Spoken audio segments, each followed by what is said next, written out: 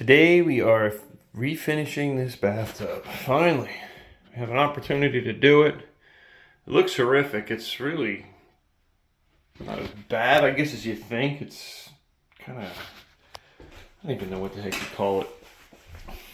You wash all this out and all of a sudden the black will start to appear again later. Scrub it, whatever you want to call it. So we're going to reseal it. Oh, what? That's on that. That's awesome. Well, you can see what a difference a little bit of sanding does. So the kit gives you steel wool. It's rather fine steel wool. They also recommend 320 grit sandpaper. This tub was so bad, 320 and steel wool is not going to cut it. I have 220 sandpaper that I'm using to cut down through this layer of whatever stuck in dirt. That's, you could see somebody previously painted this tub and they didn't do a very good job of prepping it, and then they brushed it on, so it's left something porous that enabled dirt to stick, and then they sprayed some kind of cleaner probably around there, and it ate through whatever they did. So we need to kind of sand most of that away anyway. That's the only reason I would recommend using a harsher grit sandpaper. Now that we're going to have to go to 320 after this, get it nice and smooth and polish it back up as best we can before we go ahead and paint it. But I figured I'd show you, sometimes you have to use a little more than they're recommending just to get through the nastiness.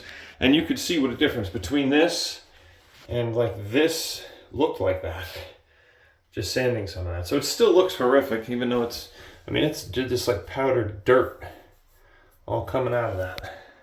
Pretty creepy stuff.